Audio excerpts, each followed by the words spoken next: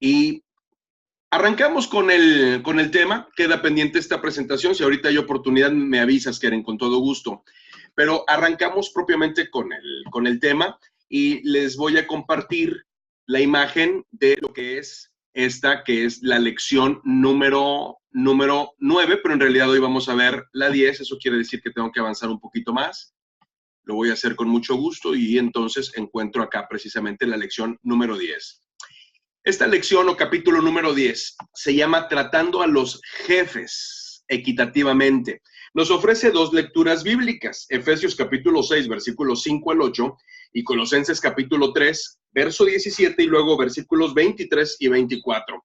Como lo hemos hecho, vamos a esperar encontrarnos en el contenido de esta lección, el que nos pida estos textos para pedirle a Ladislao que no los lea y luego entonces desmenuzarlos. Vamos a arrancar entonces con el desafío, que como sabemos es la introducción, es el planteamiento del tema. Vean lo que nos dice. Las relaciones entre el jefe y su empleado son delicadas, especialmente en la actualidad. El tener un trabajo seguro, entre comillas, virtualmente se ha extinguido como los dinosaurios. Las fusiones y las reorganizaciones corporativas que empleaban por 40 años a una persona en la misma compañía donde se les daba un reloj de oro al jubilarse, son memorias o son recuerdos de un pasado cada vez más lejano.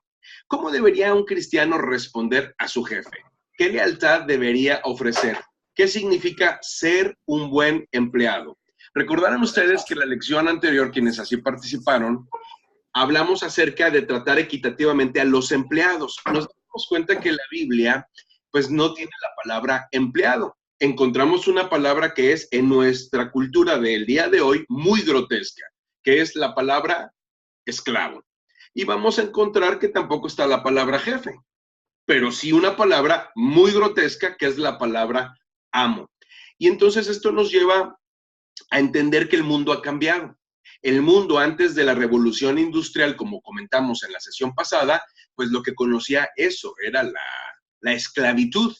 Y una vez que las empresas comenzaron a existir, pues comenzaron a tratar a sus empleados como esclavos. No había leyes laborales, no había horarios, no había vacaciones, no había primas vacacionales, no había condiciones realmente para que los empleados fueran tratados de una manera adecuada. Esto ha tomado muchísimas décadas en la historia de la humanidad, el que los empleados hoy tengan o tengamos, quienes así lo sean, el privilegio de ser tratados para empezar como personas. Sin embargo, como yo sostenía en la reunión pasada, creo que al final del día, la humanidad está en un punto en el que tampoco ha terminado de entender de bien a bien qué es un empleado y cómo tratarlo.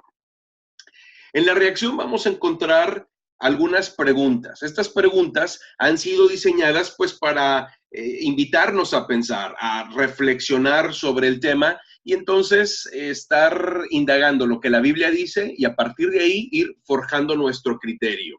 Recordemos que los materiales del CBMC también han sido diseñados para ser discutidos en grupos pequeños. Este es un formato diferente el que estamos haciendo utilizando la tecnología. Estamos una buena cantidad de personas conectados cada semana y hemos hecho nuestro mejor esfuerzo por interactuar.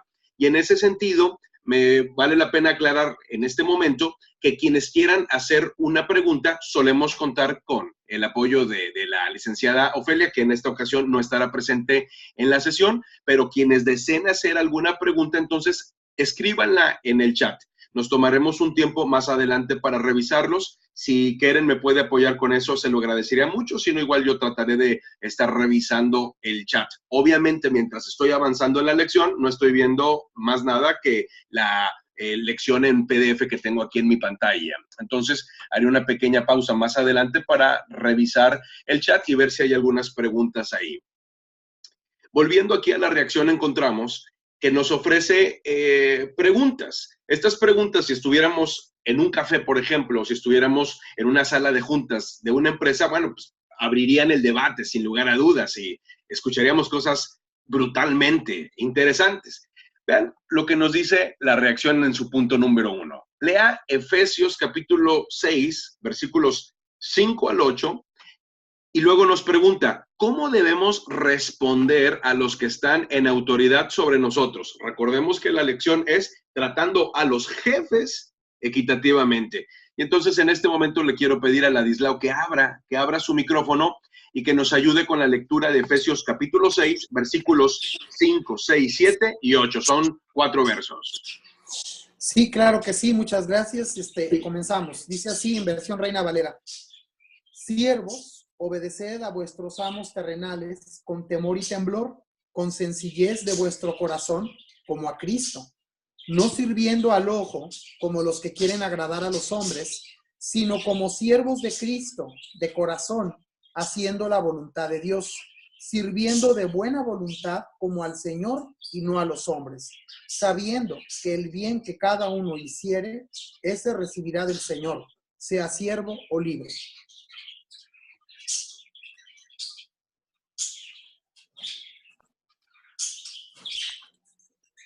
Correcto, Ladislao, muchas gracias. Bueno, estamos otra vez en el mismo dilema en el que estábamos la semana pasada, en donde vemos que categóricamente la Biblia habla acerca de algunas personas que son siervas y otras personas que son libres, y como que parecería que no representa eso un gran problema para la escritura. Ahondando un poco sobre el tema en la semana, encontré varias cosas interesantes. Una de ellas es que el pueblo de Israel fue esclavo en Egipto. Recordamos que llegó el pueblo de Israel a esta nación una vez que José se convirtió en el, digamos, primer ministro de el país más importante sobre la tierra en su momento. Esto formaba parte del propósito de Dios, que este hijo de Abraham, de Isaac y de Jacob, este muchacho llegara a Egipto y lo hiciera de la manera en la que lo hizo. Llega como siervo, ¿sí? Y luego se convierte en una autoridad. Y luego él se trae a sus hermanos, él se trae a su padre, y luego se viene, pues, lo que es la fuente o la base de la nación de Israel, que son estas 12 tribus. Y entonces se comienza a poblar Egipto con hebreos. Y entonces pasa de una generación a otra este pueblo hasta que llega la escritura a decir que llega un faraón que no conoce a quién fue José, no conoce a la descendencia, y comienza este pueblo a recibir un trato de esclavos. Y estando en esa condición, nace Moisés. Moisés es el enviado de Dios para libertar al pueblo. Y ahí hay un llamado hacia la libertad, yo creo que muy evidente. Es muy interesante también ver ahí el concepto que Dios tiene acerca de cómo resolver un problema. Siempre que hay un problema, Dios lo resuelve mandando líderes, levantando líderes. Si hay que libertar al pueblo, Dios levanta a Moisés. Si el pueblo va a entrar a la tierra prometida, entonces levanta a Josué. Si hay que reconstruir el muro, Dios levanta a Nehemías. Si hay que salvar al mundo, Dios levanta a Jesús. Ese es el modelo de Dios. Dios cree en el liderazgo y Él es el líder por excelencia. Y ahí Moisés funge como el libertador, y Dios lo utiliza con todas sus virtudes y a pesar de todos sus defectos, y logra libertar al pueblo. A partir de ahí encontramos cosas muy interesantes. Leí en un artículo que en los tiempos, digamos, muy antiguos, la esclavitud era algo que no era lo que se llegó a convertir, no era tan denigrante como se llegó a convertir. Y algunas personas en un momento determinado, al ver que su situación era complicada o un poco precaria, decidían venderse a sí mismos como esclavos y eventualmente podían ser libres de esa esclavitud si pagaban una cierta dote. Encontramos por ahí en alguna parte del Antiguo Testamento, por aquí tengo abierta la concordancia, dejen ver si lo encuentro rápidamente, un momento en el que Dios pedía que esos siervos sí fueran libertados. Vean Deuteronomio 15:12. Dice, si se vendiere a ti tu hermano hebreo o hebrea y te hubiere servido 6 años, al séptimo le despedirás libre. Que hay un concepto sí de esclavitud porque le llama a este que se vende, a este que es un siervo, pero también hay un tiempo límite, dice la Escritura. Si él se vendió, entonces pues, cómpralo, pero no lo tengas así toda la vida. Ya te sirvió 6 años, entonces al séptimo despídele. Esto es interesante porque esto sonaría más a una especie de contrato laboral.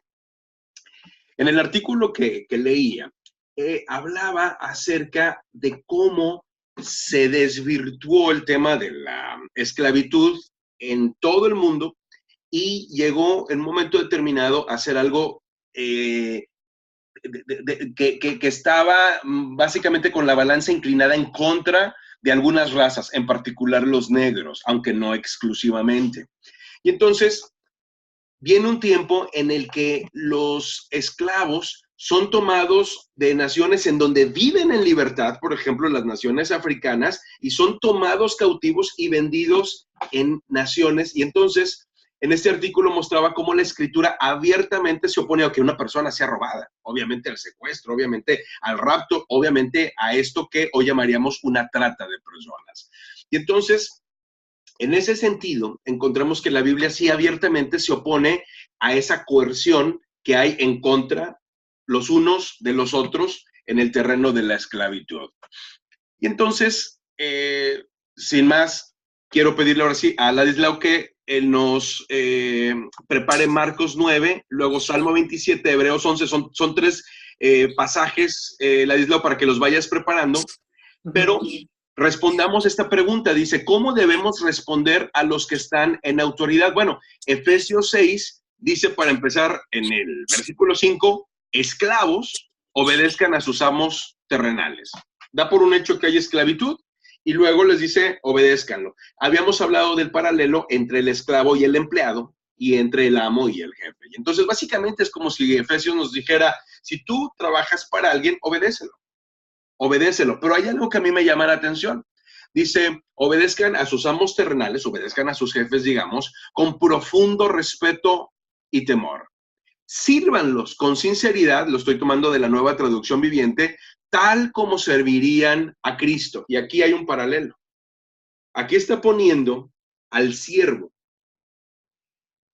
en función de estar trabajando para su jefe como lo haría para Cristo. Y hay 2 connotaciones. Una es que este siervo, este empleado, reconoce que su verdadero jefe es Dios, que su verdadero jefe es Cristo. Y cuando él está sirviendo, cuando tú como empleado estás sirviendo a tu jefe, tú debes de estar procurando servir a Cristo mientras estás haciendo tu trabajo. Pero por otro lado, hay una situación que a mí me llama mucho la atención y es que pone el paralelo de Cristo con el jefe. Y entonces, cuando nosotros servimos a una autoridad que se comporta como Cristo, bueno, esa es una cosa. Pero ¿qué pasaría si estamos ante una autoridad que es lo opuesto a Cristo? Y entonces es parte de lo que vamos a estar viendo más adelante. Dice en la reacción, el planteamiento, la pregunta, el cuestionamiento número 2, ¿cuál debería ser nuestra motivación para hacer lo que hemos estado hablando? Y la verdad, la respuesta a esa pregunta es contundente, es la adoración. Un empleado de nuestros días debe de saber que al estar trabajando, al ir a su trabajo, él debe de estar adorando a Dios. No al trabajo, no al jefe, él debe de estar usando su trabajo como un instrumento para adorar y para servir a Dios. Hay un libro muy antiguo que se llama La práctica de la presencia de Dios, escrito por un hermano Lawrence. Este hermano Lawrence es un hombre que en una búsqueda espiritual llega a un convento, a un seminario, a un lugar alejado del mundo, a un monasterio, y se hace monje. Pero en su búsqueda espiritual, él llega a descubrir que logró llegar al punto de lavar trastes para Dios. No es que Dios estuviese en lo profundo, oculto de la montaña. Dios está en todas partes. Y el hecho de adorarlo está estrechamente ligado con que las cosas que hagamos, aún las más sencillas, como lavar los trastes, las hagamos para Él. ¿Cuál debería ser nuestra motivación? La adoración. Y ahora sí, preparémonos ahí con Marcos 9, Salmo 27, Hebreos 11. Unas lecturas impresionantes. Cuando la Biblia dice, sabiendo que el bien que cada uno hiciere, ese recibirá del Señor. ¿Crees que esta promesa sea una promoción o el aumento de pago recibido que estamos esperando? ¿Por qué sí o por qué no? Vamos a comparar tres citas bíblicas. Comenzamos con la primera, Ladislao. Marcos capítulo 9, versículo 41. ¿Qué nos dice la palabra? Así es, gracias. Una disculpa, tengo unos pajaritos aquí adentro que se están escuchando. No, excelente. Ellos están alabando a Dios todo el tiempo, sin duda. Sí, a la frontera es otro horario y traemos, ya estoy en mi casa, discúlpenme, pero ya para la otra ya estoy en mi oficina. Perdón, ¿es Marcos 9? Marcos 9, 41. Sí, ya lo tenía, discúlpame. Marcos, un segundo.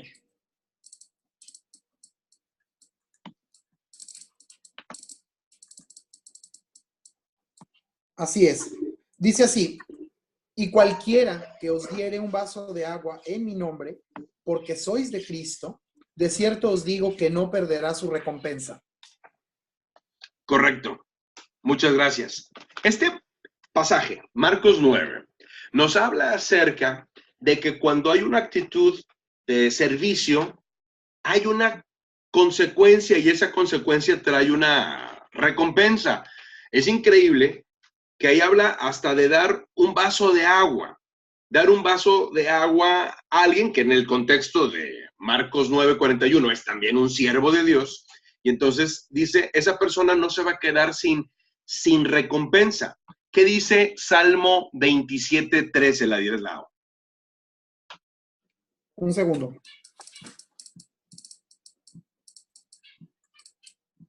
¿27 qué, perdón? 27:13. Salmo 27:13.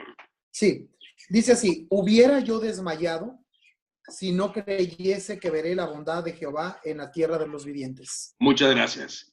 El Salmo 27:13, no sé a ti, pero a mí me ha sostenido muchas veces, porque es una muestra de que el poder, la mano de Dios está sobre mi vida, aunque a veces estemos pasando por situaciones complicadas en donde no vemos la recompensa de nuestro esfuerzo. Esto nos recuerda que Dios tiene algo para mí. A lo mejor hoy no lo veo. Aquí el salmista no lo ve, pero lo cree. Sin embargo, dice la Nueva Traducción Viviente, yo confío en que veré la bondad del Señor. En la Reina Valera todavía dice, en esta tierra. Y eso es algo increíble. Pero ahora vamos a un versículo muy fuerte, a un pasaje muy fuerte, que es Hebreos 11, versículos 26 al 39. Es bastante extenso. Quizá vamos a enfatizar nada más algunos versículos. Para empezar, te voy a pedir, Ladislao, si de Hebreos 11 vamos leyendo el versículo 26 nada más para iniciar. Sí, claro que sí. Hebreos 11:26 dice: teniendo por mayores riquezas el vituperio de Cristo que los tesoros de los egipcios, porque tenía puesta la mirada en el galardón. Correcto. Aquí, en este caso, está hablando de Moisés. La Escritura en el Nuevo Testamento nos presenta este cuadro maravilloso en Hebreos capítulo 11, que es algo que muchos han llamado el Salón de la Fama de los hombres de fe. Y encontramos, pues, hombres extraordinarios, entre ellos Moisés. Y entonces dice que Moisés prefirió servir a Cristo. Bueno, pues Cristo no había nacido ni remotamente, pero esto nos habla acerca de que Cristo es eterno. Cristo es el Hijo de Dios y antes de que naciera Jesús en el pesebre, el Cristo eterno vivía. Decía Job, yo sé que mi Redentor vive. Siglos antes de que Jesús naciera, en efecto, Cristo vivía. Y entonces la esperanza de esa salvación de Dios era la esperanza de un Mesías, de un Salvador, de Cristo. Esa esperanza la tenía Moisés. Es interesante saber que Dios lo levanta a él como el rescatador del pueblo de Israel, pero el verdadero rescatador, pues al final es Dios mismo, sin lugar a dudas. Simple y sencillamente él quiso utilizar a Moisés como pudo haber utilizado a cualquier otro. Es el privilegio que tenemos cuando Dios nos ha llamado a una labor porque podemos saber que él pudo haber elegido a quien sea. Si nosotros no lo alabamos, las piedras lo harán. En realidad Dios no nos necesita para nada. Sin embargo, él comparte ese privilegio con nosotros y lo hizo en ese caso con Moisés para darle esa encomienda tan importante. Y entonces, bueno, nos comienza a hablar acerca de todas las cosas que pasó Moisés. Se abrió el Mar Rojo, las cuestiones con el ejército egipcio. Bueno, una maravilla. Y luego comienza a hablar acerca de otros hombres de fe. Nos habla acerca de cómo se cayeron las murallas de Jericó, cómo fue levantada Rahab, la ramera, por su fe, y luego menciona a hombres como Gedeón, como Barak, como Sansón, como Jefté, como David, como Samuel, casi todos ellos muy conocidos, con excepción de uno que otro. Por ejemplo, quizá Barak y Jefté, de toda esa lista, pues son los quizá menos conocidos. Yo en alguna ocasión me metí duro con el tema de Jefté y es una vida bien interesante porque hay un mensaje que preparé basándome en la vida de Jefté que le llamé Manual para echar a perder tu vida. Es muy interesante porque parece ser que Jefté la traía en contra y parecía que cuando todo pintaba peor y parecía que ya no había modo de que saliera más mal, pues todavía se hundía más. Muy interesante la vida de Jefté, muy ruda y muy dura, por cierto. Pero bueno, el asunto es que vamos avanzando y nos habla acerca de muchísimas cosas que estos hombres de fe vivieron. Le voy a pedir a Ladislao que se vaya al versículo 36 y concluya la lectura hasta el versículo 39 y vamos a escuchar algo que es muy fuerte y muy intenso. Adelante, por favor, Ladislao. Sí, dice así: otros experimentaron vituperios y azotes, y a más de esto, prisiones y cárceles.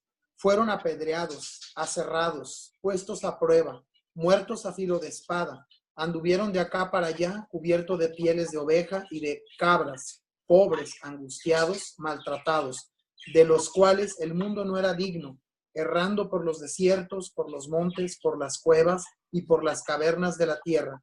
Y todo esto, aunque alcanzaron buen testimonio mediante la fe, no recibieron lo prometido. Correcto. Muchas gracias. Muchas cosas ahí. Les fue como en feria.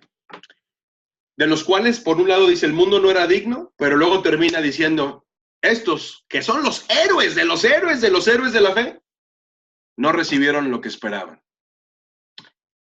Es muy duro, porque por un lado vemos estos pasajes que ya habíamos visto, en donde pues hay recompensa hasta por dar un vaso de agua, en donde veré la bondad de Dios en la tierra de los vivientes, y luego Hebreos viene como que a darnos una sacudida terrible. Y a mí Hebreos 11 me ayuda a saber muchas cosas. Una de ellas es que estos hombres de carne y hueso, como tú y como yo, fueron capaces de desarrollar una fe extraordinaria, creyendo en un Dios extraordinario que Él nos los pone como esa que dice en el siguiente capítulo, Hebreos 12, esa nube de testigos, esas personas que quedan como ese testimonio importante de la manera en la que Dios espera que vivamos. Y que hombres como Elías fueron tan falibles y tan sujetos a pasiones semejantes a las nuestras y que nosotros entonces tenemos la posibilidad de también vivir vidas de fe. Pero por otro lado me recuerda que nuestra vista es muy corta y que Dios ve todo el panorama. Honestamente, yo leo eso y digo, ¿cómo es posible que estos de fe hayan pasado por esas cosas y hayan muerto sin recibir lo que esperaban? Y por mucho tiempo te puedo decir que me sentí indignado con un pasaje así, hasta que recordé a Moisés. Moisés recibe la tierra prometida en una promesa, pero sabemos que Moisés no entra a la tierra prometida. Se le promete una tierra a la que no llega. Muere en situaciones muy complicadas. Hay una situación complicada, hay una situación difícil. Finalmente Josué toma el liderazgo y Josué es el que lleva al pueblo a la tierra prometida. Él es el que mete al pueblo ahí. Sin embargo, siglos más tarde, está Jesús caminando entre la tierra, entre nosotros, que está caminando en el planeta. Y hay un momento especial en donde la Biblia nos habla acerca de un encuentro divino que tiene Jesús con Moisés, quien estaba muerto hace siglos, en el monte de la transfiguración. Con Moisés y con Elías. Se escucha la voz desde el cielo diciendo, este es mi hijo amado, a él oíd. Ahí está Moisés, que representa la ley, ahí está Elías, que representan los profetas, ahí está Jesús, que representa, digamos, el Nuevo Testamento, y dice la voz del cielo, a él oíd. Y ahí está la promesa de Dios cumplida. Ahí está Moisés en la tierra prometida. Quizá tú y yo, a lo largo de nuestra vida, no logremos ver cosas que creímos que iban a ocurrir. Pero ¿sabes qué? Nuestras oraciones no tienen fecha de caducidad. Nuestra fe no tiene fecha de caducidad. Podemos estar muertos y la gloria de Dios se sigue moviendo. Y quizás si tú has estado orando por un amigo, por un familiar, por un hijo que no se ha entregado a Cristo, nada sería más alegre para ti que lo hubieras entregado totalmente a Él, pero a lo mejor no va a ser así. Y quizás si la muerte te alcanza antes de que eso ocurra, eso no quiere decir que no vaya a ocurrir. Los propósitos de Dios son más grandes que los nuestros. Y la visión de Dios es de toda la historia y de toda absolutamente la historia de la humanidad. Es absolutamente infinita, pero nosotros no podemos ver eso. Y entonces, volviendo acá al tema, puede ser que nosotros en el tiempo que estamos viviendo, a lo mejor no entendamos muchas cosas que estamos viviendo en un trabajo. Quizá anhelamos tener nuestra propia empresa, o si tenemos nuestra propia empresa queremos estar en una situación de mayor solvencia y no entendemos muchas cosas que ocurren, pero debemos de saber que Dios tiene un interés mucho más grande, por ejemplo, en nuestro carácter, que nuestra comodidad, y que por más difícil que sea el trato con un jefe, con un cliente, con un empleado, Dios está cumpliendo su propósito en nuestras vidas, aunque yo no lo vea, aunque me muera sin verlo. Vean lo que dice el punto número 4 y nos vamos preparando con Colosenses 3:17, Ladislao, y luego brincamos al 23 y 24. Dice, tomando como guía estos mismos versículos, junto con Colosenses 3:17, versos 23 y 24, ¿cuánta lealtad debe un cristiano a su jefe? ¿Por qué? ¿Y cómo podemos demostrar esa lealtad? ¿Tienes ahí la lectura? Sí, así es. Colosenses 3:17 dice así, y todo lo que hacéis, sea de palabra o de hecho, hacedlo todo en el nombre del Señor Jesús, dando gracias a Dios Padre por medio de él. Correcto. Ese fue el verso 17, ¿verdad? Sí, así es. Bien, ahora 23 y 24. Ok. Y todo lo que hagáis, hacedlo de corazón como para el Señor y no para los hombres, sabiendo que del Señor recibiréis la recompensa de la herencia, porque a Cristo el Señor servís. Correcto. Ahí nos invita a que hagamos un acto de adoración el estar sirviendo a nuestro jefe. Ese es el punto. Básicamente Dios nos dice, no estás sirviendo a tu jefe, me estás sirviendo a mí. Sírveme a mí mientras lo sirves a él. Hazlo como para mí. Y es algo muy interesante porque a veces encontramos personas que hacen cosas para Dios como si no fueran para Dios. Y sin el ánimo de juzgar o de criticar, encontramos gente que canta súper desafinado, personas que no tienen realmente habilidades para hacer algo y de pronto dicen, bueno, pero es para el Señor y lo hago con todo el corazón. Y a lo mejor con todo el corazón sí, pero no es digno de Dios. Y Dios, por un lado, nos invita a tener esa motivación interna, real, genuina, que pudiera ser expresada de una manera muy sencilla, sin lugar a dudas. Recuerdo cuando mi suegro me contó de que estuvo en una cárcel predicando hace algunos años y uno de los reos se conmovió mucho por el mensaje y dijo, alabemos a Dios. Y entonces tomó un bote, una lata que había ahí tirada y la comenzó a golpear con un palito y en ese momento fue tan sorprendido mi suegro que él, que es de la escuela antigua, vio a este reo golpeando el bote como un primitivo. Y dijo mi suegro, ese hombre está adorando a Dios. Y eso es válido, sin lugar a dudas. Pero, por otro lado, Colosenses 3 nos dice, no, ve al tope, ve al máximo. Ve al máximo de tu potencial porque tú no estás sirviendo a tu jefe, tú estás sirviendo a Dios. Y esto es un punto brutal. Vean lo que dice el planteamiento número 5. Estos pasajes nos están diciendo que nuestro jefe siempre está en lo correcto. Pues hasta aquí pues hemos comparado a Dios con el jefe y entonces parecería como que el jefe es divino. ¿A quién dicen las escrituras que estamos sirviendo realmente? Pues el asunto es bastante sencillo de responder. Pues nuestro jefe es un ser humano igual que nosotros. Tiene días buenos, tiene días malos, tiene días pésimos. Y habrá momentos en los que está en lo correcto y habrá días en los que no. Y entonces vean lo que dice el planteamiento número 6. ¿Qué hacemos cuando nuestro jefe está equivocado? ¿Qué hacemos si él o ella hacen algo que nos perjudique? Y entonces, este es un tema controversial. Tenemos dos pasajes. Uno de ellos es Primera de Pedro 3, versículos 8 al 17. Es un pasaje bastante largo, pero si vamos a la escritura, ¿te molestaría, Ladislao, si buscamos Primera de Pedro capítulo 3, pero solo leemos el versículo 8, por favor? Sí, claro que sí, ya lo tengo. Gracias. Dice, finalmente, sed todos de un mismo sentir, compasivos, amándonos fraternalmente, misericordiosos, amigables. Correcto. Si se dan cuenta, la introducción nos lleva a tener un corazón misericordioso. Sí, tu jefe puede estar equivocado, no es Dios, ten misericordia. Ese es un planteamiento. Ahora, aquí nos dice el punto número 6, está equivocado. Ahora, por equivocado puede parecer que simplemente comete un error, pero ¿qué tal si él está cometiendo un error en mi contra? Está siendo injusto o está incitándome a que yo haga algo que está en contra de los principios de Dios. Vamos a Lucas capítulo 6 y vamos al versículo 27, también para tener más o menos un panorama de lo que nos dice el pasaje.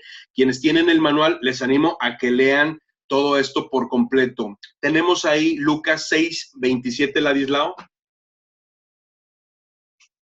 Así es. Adelante. Dice así. Pero a vosotros, los que oís, os digo, amad a vuestros enemigos, haced bien a los que os aborrecen. Correcto, hasta ahí quedamos. Lucas 6, 27 nos va a llevar a poner la otra mejilla. Y esto es muy crudo porque parecería, y quiero enfatizar esto porque conozco muchas personas que han tomado como una premisa bíblica que ya que mi jefe es una autoridad puesta por Dios, yo debo de obedecerlo y acatar lo que diga, sí o sí, me pida lo que me pida y yo estoy sirviendo a Dios mientras estoy sometido a esta persona, por más equivocada, gruñona, neurótica, negligente o pecadora que sea. ¿Es eso lo que nos dice la Escritura? Bueno, pues aquí los que realizaron el manual se aventaron con Primera de Pedro 3 y Lucas 6 y ahí la dejaron. Pero yo agregué un versículo que me parece que nos ayuda a tener un balance y les animo a que lo anoten. Agréguenlo ahí porque creo que va a reforzar mucho la idea. Y es Hechos capítulo 5, versículos 27, 28 y 29. En el escenario encontramos a los apóstoles, en particular están Pedro y Juan. Ellos están sirviendo a Cristo, predicando el evangelio, cuando de pronto las autoridades los llaman, los mandan llamar y entonces vean lo que dice el versículo 27 de Hechos 5. Cuando los trajeron, los presentaron en el concilio y el sumo sacerdote, no era una persona que por ahí se había atravesado, ¿verdad? La autoridad por excelencia en ese momento en la cuestión religiosa de Israel. El sumo sacerdote les preguntó, diciendo, ¿no os mandamos estrictamente que no enseñaseis en ese nombre? Fíjense, les está diciendo que ya les habían dicho, o sea, les está recordando que no les habían dado una sugerencia, que no era algo que simple y sencillamente dijo, pues ahí sí hay una oportunidad. No, no, no, les dice, ¿no os mandamos estrictamente que no enseñéis en ese nombre? Y ahora habéis llenado a Jerusalén de vuestra doctrina y queréis echar sobre nosotros la sangre de ese hombre. Y entonces atención con la respuesta de Pedro. Respondiendo Pedro y los apóstoles, o sea, estuvieron con él, los demás, es necesario, dice él, obedecer a Dios antes que a los hombres. Este es el balance. Mi jefe es una persona como yo y puede ser el instrumento que Dios utilice para generarme un trabajo, para tener un ingreso, para desarrollar mis dones, mis talentos más que mis dones, ya lo había mencionado en alguna ocasión, la diferencia teológica entre dones y talentos, los dones en el servicio, otros creyentes los talentos como el servicio al mundo. Pero también puede ser una persona que Dios utilice para probar mi fe y puede ser una persona que Dios utilice para desarrollar en mí cosas que no me gustaría desarrollar, pero que es menester hacerlo. Sin embargo, mi lealtad no es en primera instancia mi jefe, es a Dios. Este es el punto. Y entonces, sirviendo a Dios, yo sirvo a mi jefe y debo de ser leal a él. ¿Hasta qué punto? Hasta que no me pida algo que vaya en contra de la palabra. Porque si me pide algo en contra de la palabra, y este es el punto, no. Mi lealtad es a una autoridad superior y entonces lo aclaro. Aquí Pedro le dice a la autoridad, ustedes díganme, ¿a quién debo de obedecer primero? ¿Si a Dios o a ustedes? A los hombres, básicamente. Este es el punto. Quiero que en este momento tomemos un tiempo para lo de las preguntas. Keren, no sé si por ahí checaste algo relacionado con las preguntas. ¿Tienes algo al respecto? No hay ninguna pregunta. Muy bien. Eso quiere decir que voy invicto. Muy bien. Muy bien. Si surge alguna pregunta de aquí al final, adelante con toda confianza. Aplicación personal. Vean lo que dice al final. Me encanta esta aplicación porque es súper pragmática. Dice, consideren los siguientes escenarios y pregúntese, ¿qué haría Jesús mientras los analiza? Es la pregunta. Aquí nos invita a que nos preguntemos ¿qué haría Jesús? Ahora no está muy de moda, pero por mucho tiempo se acostumbraban unas pulseritas que tenían 4 letras. WWJ, WW, what would Jesus do? JD, y luego el símbolo de interrogación. Y me consta porque pues en la librería las manejamos por muchos años y se vendían por kilos, literalmente. Pero mucha gente no sabía exactamente cuál es el significado, y el significado es esa pregunta, ¿qué haría Jesús? En inglés, what would Jesus do? ¿Qué haría Jesús? Pero es muy interesante además cómo es que surge el que a alguien se le ocurre el tema de la pulsera, y tiene que ver con una novela que originalmente se llama En sus pasos, escrita por un hombre llamado Carlos M. Sheldon. Él escribe esta novela, En sus pasos, que por subtítulo lleva ¿Qué haría Jesús? Y es una novela corta, pero muy, muy, muy profunda. Les animo muchísimo a que la busquen. No recuerdo ahorita la editorial que la publica. Creo que la sacó CLIE y creo que también otra editorial la llegó a publicar. Había 2 versiones, una con un español más moderno que otra. Pero en esta novela, Carlos M. Sheldon presenta un escenario laboral muy importante, muy interesante, muy a tono a lo que vemos acá de este lado. Perdónenme ustedes que nos está entrando acá una llamada. Y aquí afortunadamente mi esposa ya me auxilió con ella, mi ayuda idónea. Y bueno, resulta que en el escenario de un trabajo se da una situación bien, bien peculiar. Es un periódico en donde uno de los editores comienza a preguntarse, antes de lanzar el periódico a la imprenta, ¿qué haría Jesús? El contexto es este. En este es un pueblo muy, muy pequeño. Llega un hombre, llega un pordiosero, llega una persona con una situación económica muy, muy difícil, comienza a pedir ayuda y pues no le dan. Y entonces El domingo está todo el pueblo ahí congregado en la iglesia. Es un servicio fabuloso, una música hermosísima, y a la mitad de la predicación, un sermón sublime. Resulta que este pordiosero, al que nadie lo ayudó entre semana, se para y empieza a aplaudir. Señores, qué bonito, qué bárbaros, excelente. Digo, qué cosa. El coro, la predicación, bueno, todo me encanta. Nada más que hay un problema. Son puras palabras. Yo pasé por sus casas, yo toqué y nadie me ayudó. Total que él está en esa situación cuando desfallece. Y fue un momento muy incómodo para la iglesia. Termina el servicio, la gente se va, y al siguiente domingo es un servicio como si nada, pero al final el pastor desafía a la congregación a que si quieren dar pasos de fe, tengan una reunión con él terminando el servicio. Y entonces no se quedan todos, se quedan algunos, y entonces el pastor los desafía a que antes de que hagan cualquier cosa se pregunten, ¿qué haría Jesús? No importa lo que vas a hacer, pregúntate, bueno, si esto que yo voy a hacer lo hiciera Jesús, ¿qué haría él?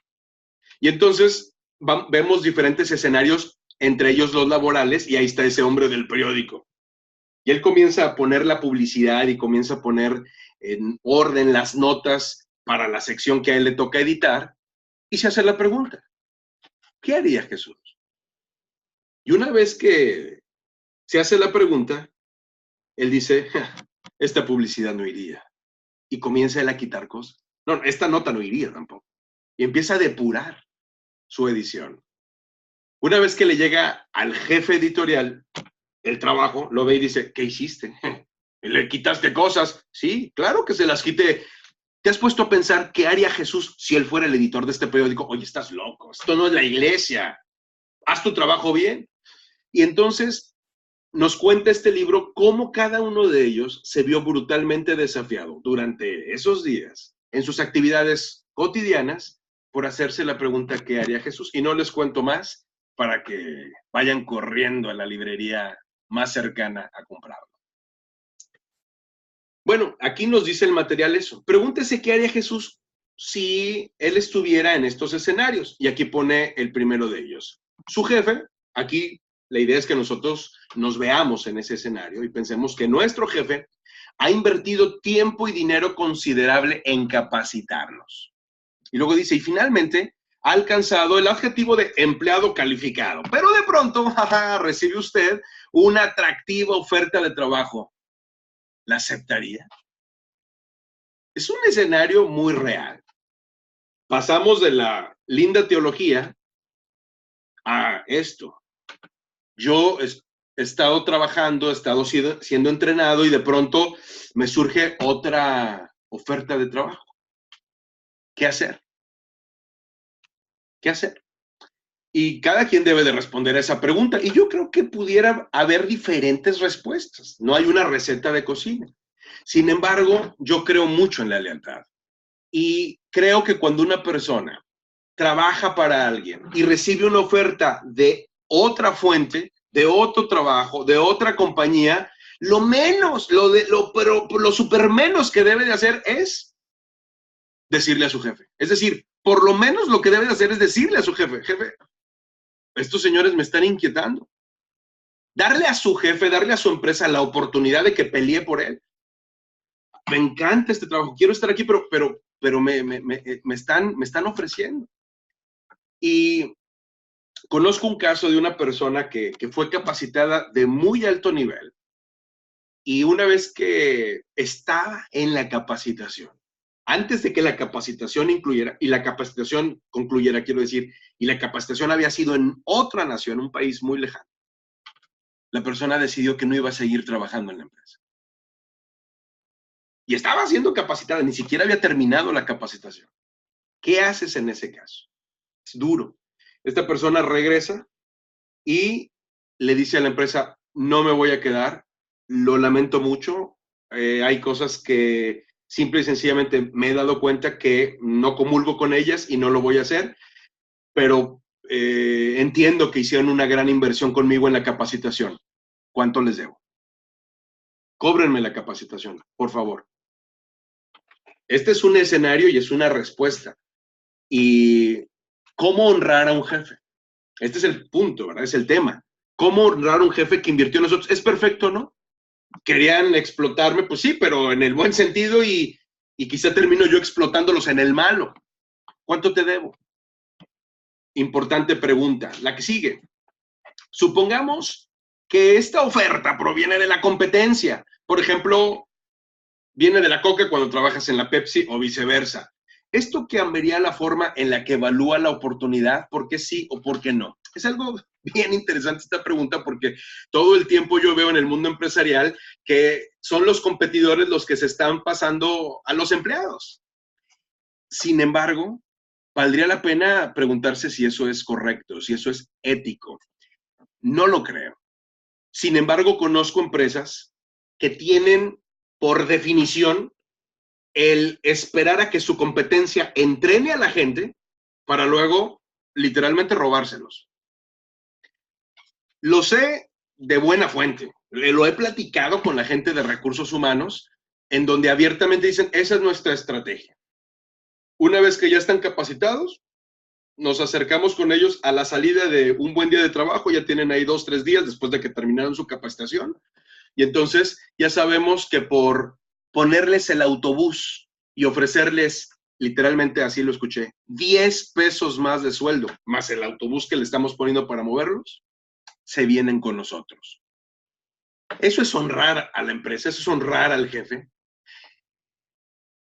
Yo he visto eso en varios escenarios y lo que yo he podido ver es que el empleado que es así de dramáticamente robado, una vez que entra a la empresa, pues ¿qué lealtad le tiene a la empresa que tan desalmadamente se lo robó a otra? Puede haber excepciones, pero lo que a mí me ha tocado ver es que los empleados básicamente aprenden que aquí no hay lealtad y que hay que aprovecharse de la situación.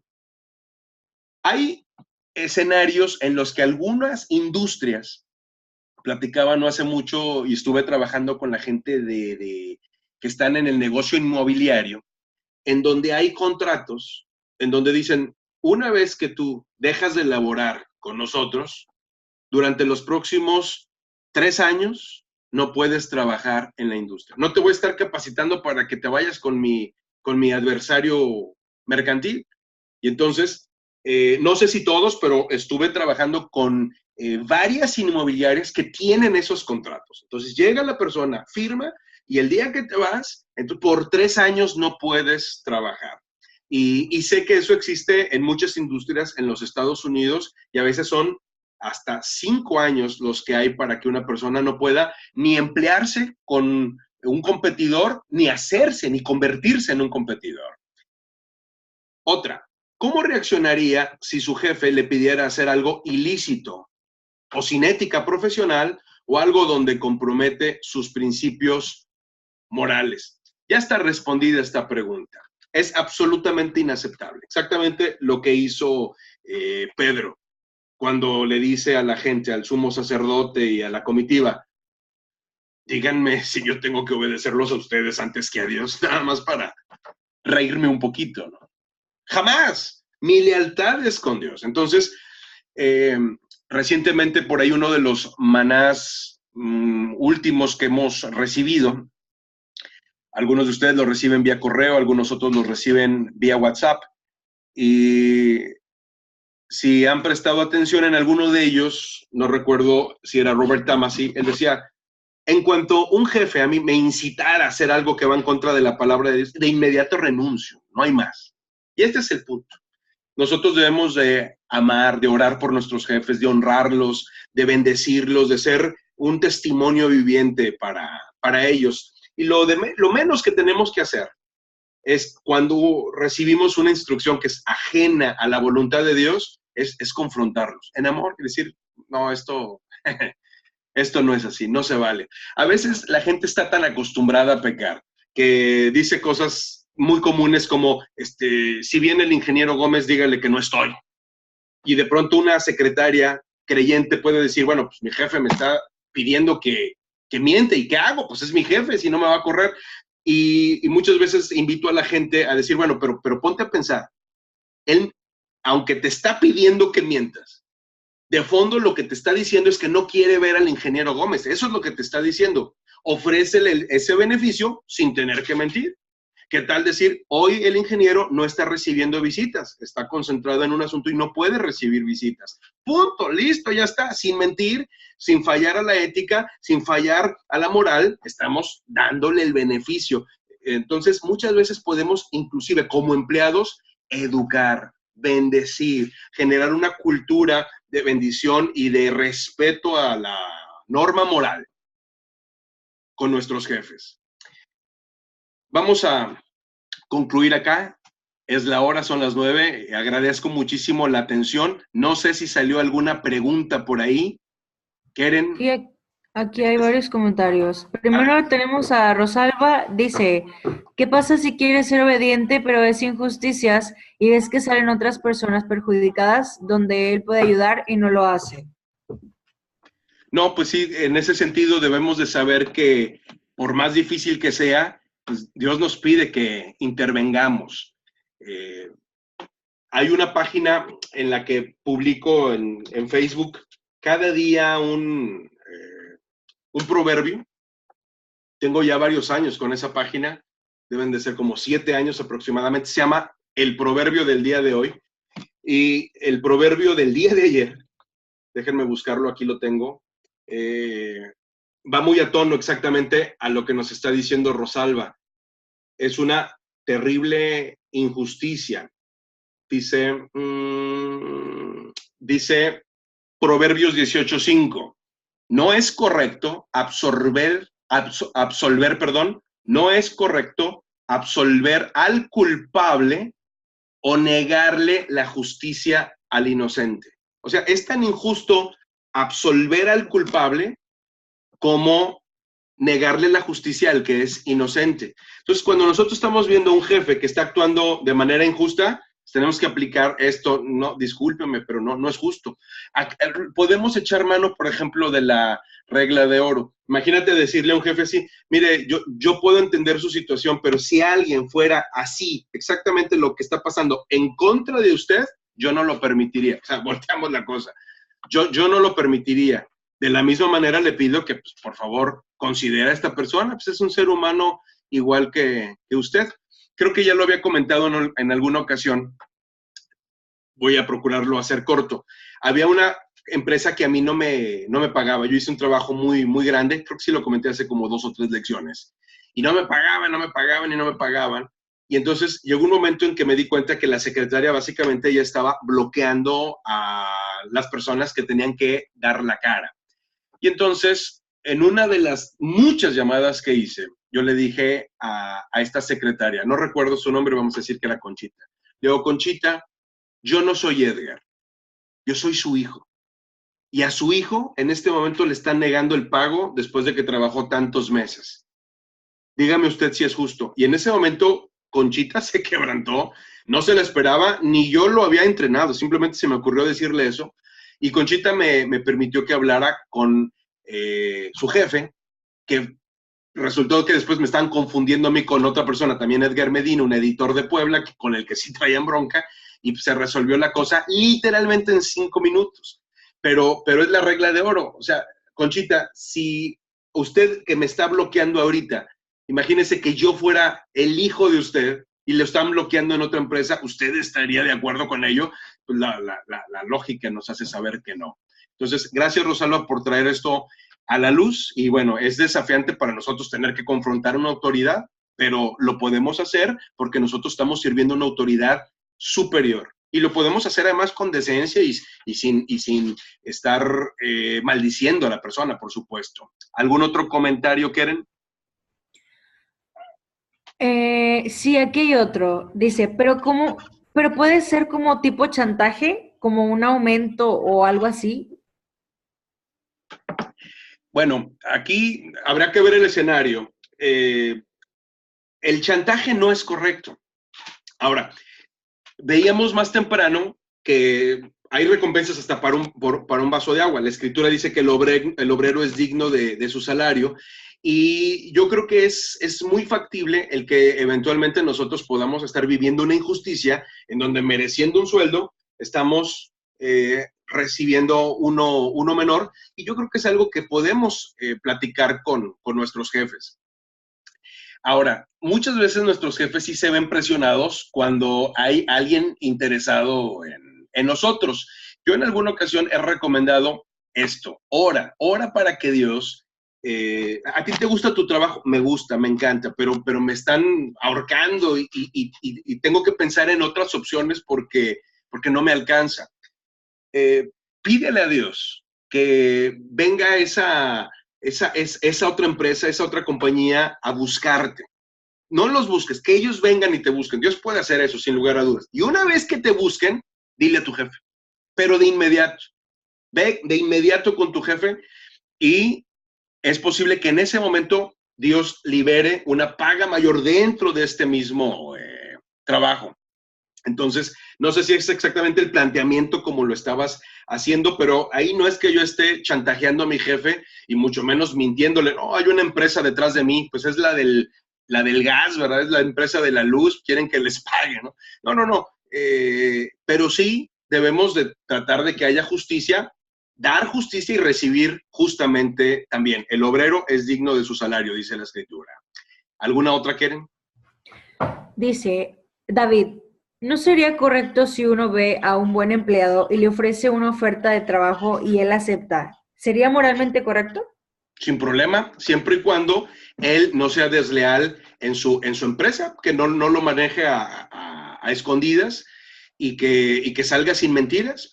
Tan sencillo como a mí me interesa ese empleado, yo le hago una propuesta y entonces yo no debo de tener problema, si yo lo quiero a mí en mi empresa, con que él vaya y le diga a la empresa con la que está trabajando: oye, pues mira, me están haciendo esta propuesta, me parece interesante, estoy considerando tomarla, y en una de esas, la empresa en la que él está, pues va a decir, bueno, te subo tanto, y entonces ya el empleado se va a estar cotizando más. Eso no tiene ningún problema, ¿no?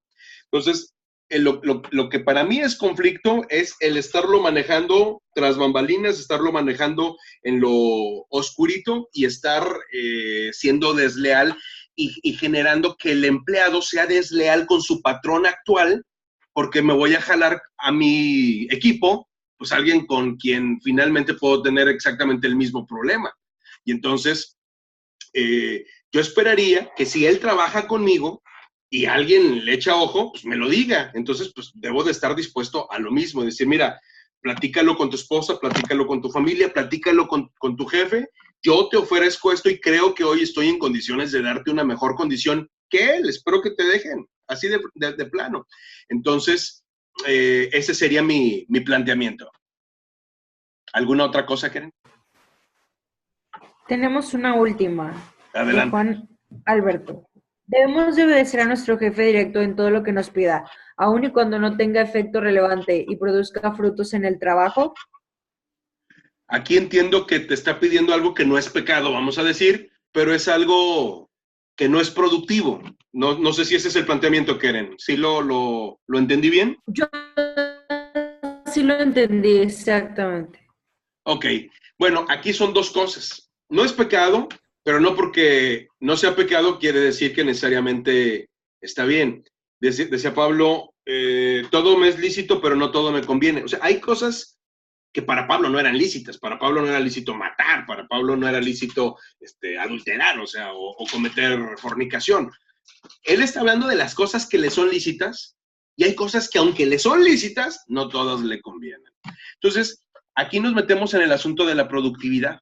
Dentro de la empresa hay muchas cosas que hacemos pues, que honestamente no nos están generando ningún valor agregado, y yo creo que sí se deben de discutir sin lugar a dudas. Recientemente estuve precisamente con Karen en un proyecto que ella está liderando en su empresa de Kaizen, que es hablando acerca de mejora continua. Es realmente algo importante. Las empresas deben de procurar estar produciendo, no solamente trabajando. Y entonces deben de saber que hay muchas actividades que no están generando un valor agregado.